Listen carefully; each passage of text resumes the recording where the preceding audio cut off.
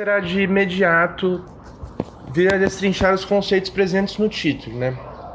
A saber, petrocolonialismo e uma abordagem objeto-orientada.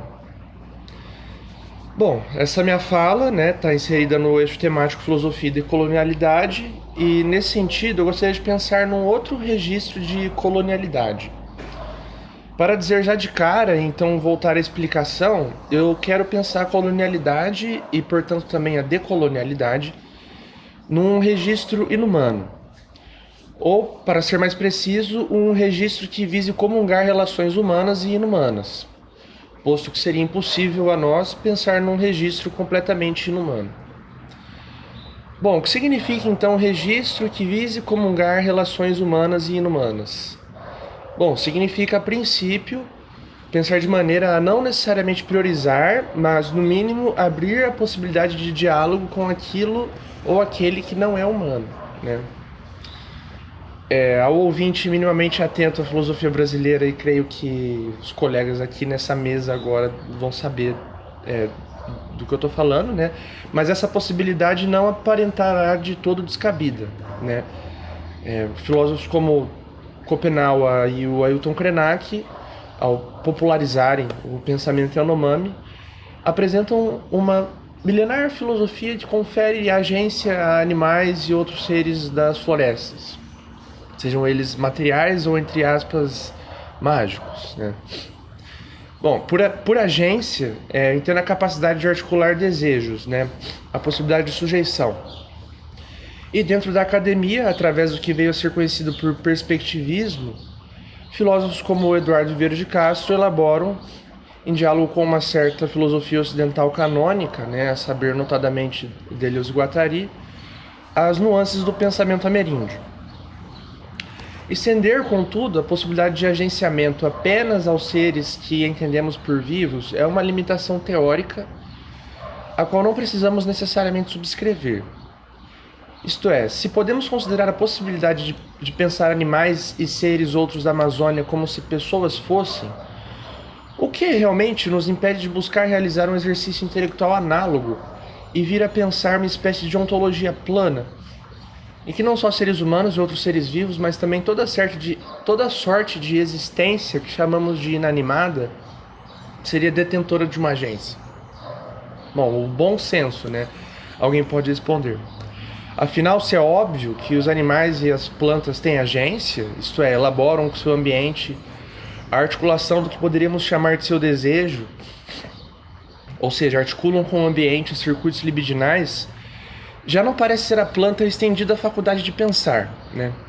Seu desejo por luz, água e nutrientes seria puramente mecânico, correspondendo a dissipações hidráulicas e termodinâmicas que ocorreriam na planta, no contato de sua raiz com o solo, dentro dela, em suas células, e no mais distante limiar de suas folhas e flores, né? É fácil, portanto, concordar que, se é mais difícil dizer se a flora pensa, ao menos a ela e a fauna podemos reconhecer uma espécie de agência, seja ela racional ou puramente maquínica. Aparenta ser, contudo, difícil reconhecer que a matéria inanimada, como pedras e rios, né, que não são nada inanimados, na verdade, né, no caso dos rios, sejam detentores de uma agência. E certamente parece impossível argumentar que pensem. As pedras, é claro, não pensam. De imediato, eu creio ser proveitoso tirar do caminho uma questão que acredito poder se manifestar antes que eu parta para, claramente, vir a argumentar pela valência da agência dos seres inanimados. E a questão é, por quê, né?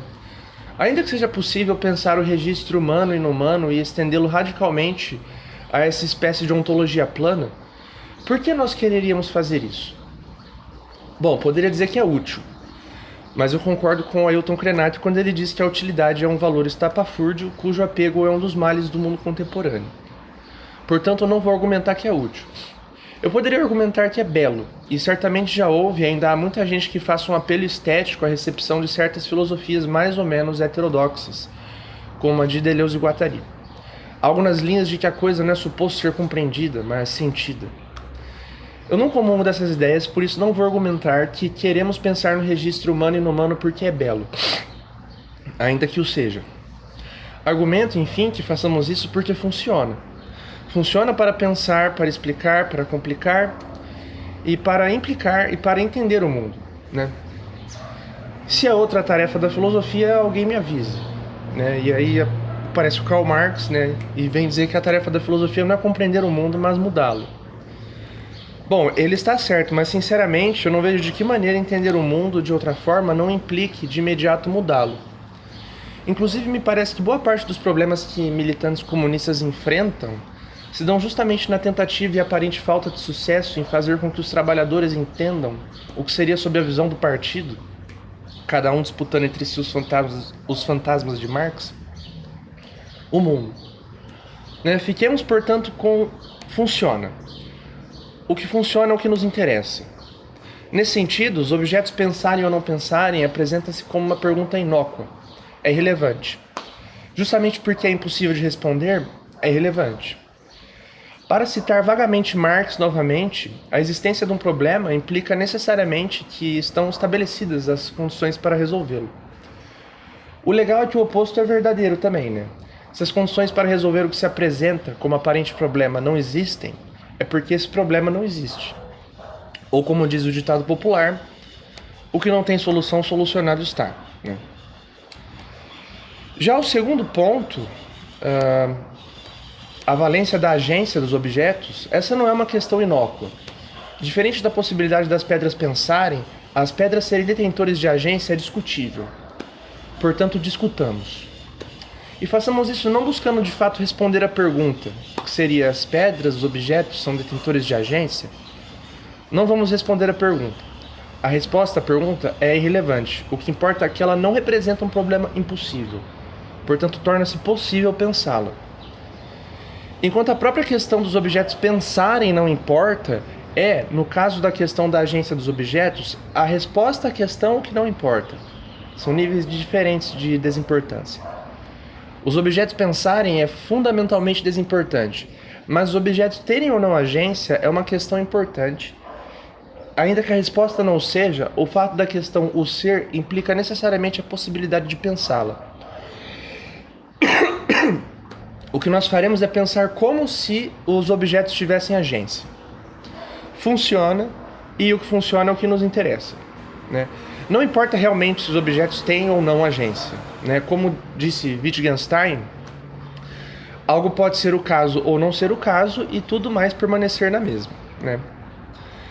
O que importa, e aqui eu sou profundamente deleuziano, é a possibilidade de elaborar conceitos e seus componentes em diagramas explicativos eficientes. Como uma máquina, a gente acopla e testa. Se funcionar, funcionou. Se não funcionar, aí você é o mecânico e talvez você tenha que trocar peça. Nesse sentido, portanto, eu quero, enfim, à luz do eixo temático a qual essa fala está inserida, pensar a agência de um objeto em específico, que é o petróleo. Bem, é isso também o que podemos chamar de uma abordagem objeto-orientada. Existe uma ontologia objeto-orientada de um filósofo inglês chamado Graham Harman, e eu refleti sobre a possibilidade de enquadrar essas ideias sob esse conceito. Mas a verdade é que é um conceito que pega bastante coisa de Heidegger, então eu teria que ler Heidegger para realmente conseguir aplicar os componentes do conceito, e eu não li Heidegger, nem pretendo, por hora, lê-lo. Por isso, uma abordagem objeto-orientada como um título aguado da ontologia objeto-orientada. Penso que isso pode também ser elaborado em termos de uma daimonologia, em que os objetos podem, a partir da ideia de daimon, ter sua agência articulada com a dos outros objetos e também com a dos seres vivos. Mas, independente de como vamos chamar a coisa, funciona. Pois bem, no caso do petróleo em particular, dando continuidade a uma filosofia que veio a ser conhecida como aceleracionismo, em seu livro Ciclonopédia, Cumplicidade entre Materiais Anônimos, o filósofo iraniano Reza Negarestani pensa o petróleo como uma entidade senciente cuja agência é manifesta na dupla desertificação do mundo, monoteização do planeta, o que seria expresso a nós humanos como capitalismo. Praticando uma espécie de Deleuze e Guattari cyberpunk, o aceleracionismo pensava a produção de subjetividade das máquinas do capitalismo e de uma suposta aceleração rumo à tecnossingularidade capitalista. O que Negarestani faz em sua obra Ciclonopédia é não reduzir esse registro totalizante, mas centralizar no meio dos diagramas um objeto em particular, que não é a pedra em si, mas é o óleo de pedra, o petróleo. O capitalismo seria, segundo Negarestani, um vírus infectado à raça humana pelo petróleo, que não só aguardara por milhões de anos para que o ser humano libertasse, como estava, na verdade, por trás do que nós conhecemos por progresso. Como o chorume do fluxo solar bataiano, o petróleo é o suco de cadáver de hidrocarboneto, como diz Negarestani, habitando bacias de petróleo como mega cemitérios de matéria morta empilhada ao ponto de sua liquefação.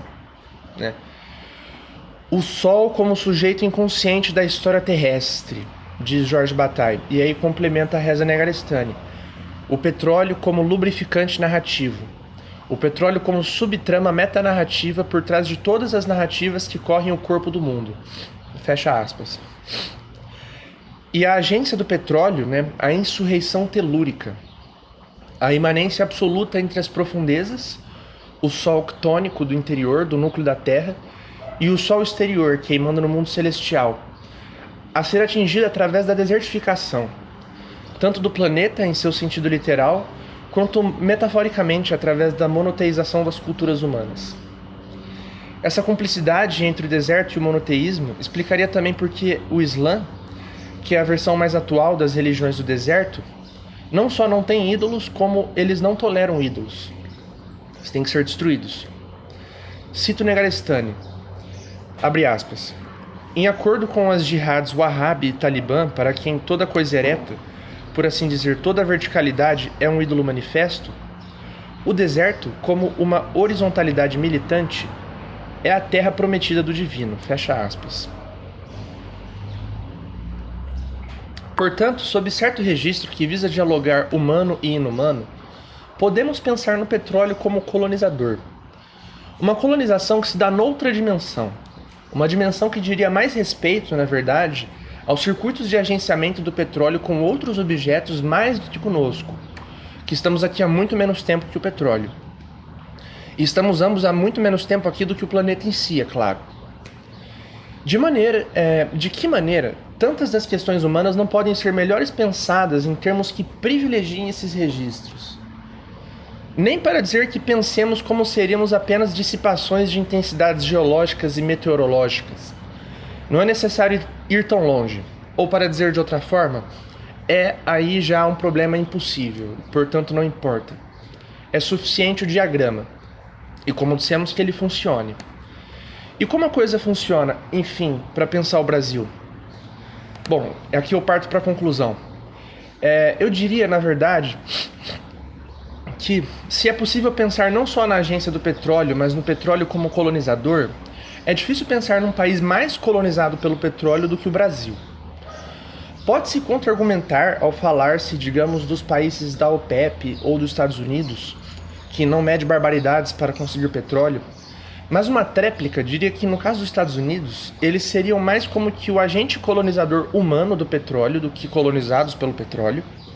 E quanto à OPEP, é verdade que sua economia é essencialmente petróleo orientada. E no Brasil não é o caso, afinal o que move a economia do país é o complexo agroindustrial. É verdade, mas aí é que está, O complexo agroindustrial é, na verdade, apenas uma sofisticação cultural da petrocolonização, que, deliberadamente, se assumirmos a ciência do petróleo, camufla a centralidade que o petróleo tem não só na economia brasileira, como na política e na religiosidade brasileira. Vamos lembrar que, um ano atrás, haviam pessoas em frente a quartéis do Exército, na capital do país, rezando para um pneu. No caso do complexo agroindustrial, ele vem responder à velha questão da vocação do Brasil, o velho dilema entre o Brasil industrializar ou ser o celeiro do mundo, no que a coisa resolve-se através de uma espécie de indústria essencialmente nacional. Pode-se industrializar-se, porém essa industrialização deve estar voltada à produção agrícola nacional. O petróleo é a síntese dessa discussão. Ele serve às duas visões, visto que não só a extração de petróleo exige desenvolvimento industrial, como esse desenvolvimento essa extração serve à alimentação dos monstros agrícolas, diabólicos e inumanos bebedores de óleo, as máquinas agrícolas. Ao mesmo tempo, o petróleo trai ambas as cosmovisões, visto que o fim da indústria não é ela mesma, mas um outro, e a causa do agro não é mais a terra, mas o subsolo, que é um outro para ele. O complexo agroindustrial não só autoriza, como pede pela intervenção na terra em nome do petróleo. E o petróleo encontra por aqui tamanha aptidão a engendrar seu processo de colonização, porque ele coagula e dissolve as tensões não apenas quanto à vocação econômica do Brasil, mas também de tensões ainda mais fundamentais do que a política econômica, das quais essa é a moderna reiteração, a saber, o dilema litoral-sertão e, em sua versão original, entre o paraíso e o inferno verde, presente já no texto seminal a tratar do que viemos a chamar de Brasil, a carta de Pero Vaz de Caminha, em que ele diz que a terra é maravilhosa, mas que seu povo é desgraçado e é necessário intervir em nome de Deus. Há também uma dimensão mágica dessa tensão entre paraíso e inferno verde que tem sérias implicações religiosas, pois o Brasil, dessa forma, apresenta-se fatal. Ele é simultaneamente um espaço infernal e terrível, ao mesmo tempo que é maravilhoso. Aparece então a imagem tão popular do Brasil inexplicável, do roteirista Cocânamo, que escreveria o Brasil. Esse fatalismo, por definição incognoscível, engendra uma situação que, para o cidadão brasileiro, não há, realmente, algo a ser feito quanto o Brasil em si. O país segue, contudo, sendo radicalmente transformado. Como? Afinal, o único agenciamento possível para o cidadão e a cidadã brasileira parece como um que é absolutamente particular. E isso encontra um receptáculo perfeito no neopentecostalismo. Não só pelo caráter ontologia de negócios da religião, praticando uma espécie de hipercalvinismo vampírico que apropria através de um pseudo-secularismo cafona o secularismo de maneira a comercializá-lo, um anarcocapitalismo pós-católico, mas também na apresentação de um certo mundo assombrado que caracteriza o neopentecostalismo, no que a fonte dos assombramentos é desviada para determinadas forças sociais que viriam querer superar os efeitos da dicotomia original. Enfim, são contra o casamento afetivo, a legalização do aborto e a mera existência, em alguns casos, de pessoas trans. Coisas todas que podem ser lidas sob certo sentido como efeitos da colonização.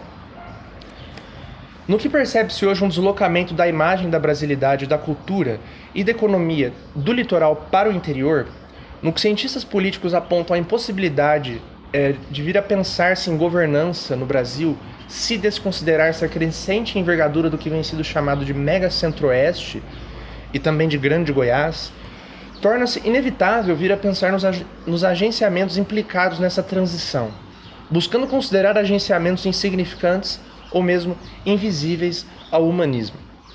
Como exercício intelectual, pensamos então a colonização como diagramada em torno do petróleo.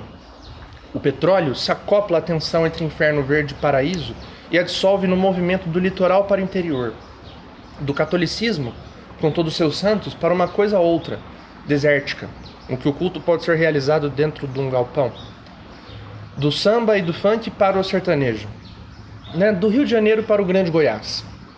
Bom, a fim de, para encerrar, ilustrar melhor algumas dessas ideias quanto à maneira com que o petróleo operaria como subtrama metanarrativa as narrativas todas que percorrem o corpo do Brasil, eu faço referência agora ao filósofo brasileiro Peter Hubner, que pensa numa cosmologia que divide o Brasil em 3 reinos: a roça mítica, a favela celestial e a rodovia hermética que as liga.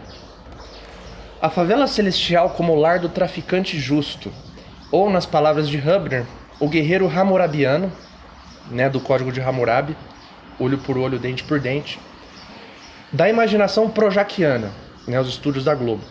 Guerreiro hammurabiano da imaginação projaquiana.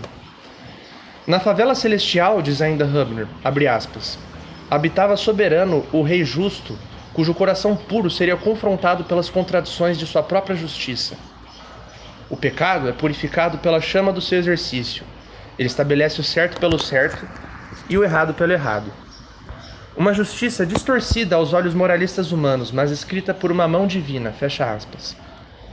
Né, a favela celestial como esse reino da urbanidade legislada pelo sangue, tensionando gentilmente o inferno da selva brasileira, agora de pedra, e a maravilha da brasilidade. Já a roça mítica aparece como expressão romântica de um passado de bom selvagem do brasileiro. A roça mítica como lar do latifundiário humilde, né? Cito novamente Peter Hubner. Detentor de terras maiores que nações europeias, lá, entre um cafezinho no fogão a lenha e as mãos enrugadas da senhoria, desafiava a grandiosidade de seu latifúndio com a simplicidade de um coração humilde, né? O latifundiário humilde. Fecha aspas. Já na rodovia hermética aparece a figura do guerreiro do rebite, o caminhoneiro arquetípico, único bígamo orgânico da sociedade brasileira, e que conecta a roça mítica à favela celestial a levar de uma para outra sua produção, representando um guardião da harmonia entre esses dois espaços. Ora, nos três reinos a coisa parece, em certo sentido, girar em torno do petróleo. Numa das pontas, a roça mítica, o petróleo e as máquinas dele quimicamente dependentes são objetos de glória. Muita gente que expressa uma arquetípica saudade da roça proto-heideggeriana, às vezes pode se surpreender com quantas pessoas da roça são afeitas por tecnologia. Enquanto para o cidadão urbano a imagem idílica da roça representa um distanciamento da tecnologia, para o trabalhador rural, nada pode ser mais legal do que uma nova caminhonete. Mesmo na prática agricultora em si, para não falar então das máquinas bebedoras de óleo, o adubamento é realizado através de cumplicidades tônico-telúricas expressas nos minérios utilizados para nutrir as plantas. Ou seja, o que Saudades da Roça, afinal, realmente quer dizer é transformação técnico-industrial da roça, né? E na outra ponta da favela celestial, num sentido generalista, por estar tudo em retroalimentação com a produção do complexo agroindustrial, é também tudo já a expressão da mesma petroorientação. Mas, para pensarmos então, no caso, nas máquinas, poderia-se argumentar-se, enquanto na roça mítica as máquinas são objetos de adoração, na favela celestial estão em situação de violência, no que é um reino, se não muito mais humano, muito mais habitado por humanos, que subjugam os automóveis a toda sorte de atividade frequentemente reservada para os escravos. Nenhum dos reinos, contudo, expressa tão bem a agência do petróleo como aquele que justamente harmoniza no nível mítico os outros dois. A estrada hermética, onde mais do que estar subjugadas máquinas petróleo dependentes, como no caso da roça mítica, e mais do que subjugar essas máquinas, como no caso da favela celestial, o caminhoneiro arquetípico não só harmoniza os dois polos, como harmoniza-se ele mesmo com a máquina, representando não só, como dito, o único bígamo orgânico da sociedade brasileira, mas também como o primeiro ciborgue da sociedade brasileira, tramando sua agência inteiramente a do caminhão, tornando-se assim cúmplice do caminhão e, portanto, do petróleo e do inumano no geral, em sua empreitada rumo à imanência do deserto de Deus, ou o que podemos chamar no Brasil de Grande Goiás. Bom, é isso.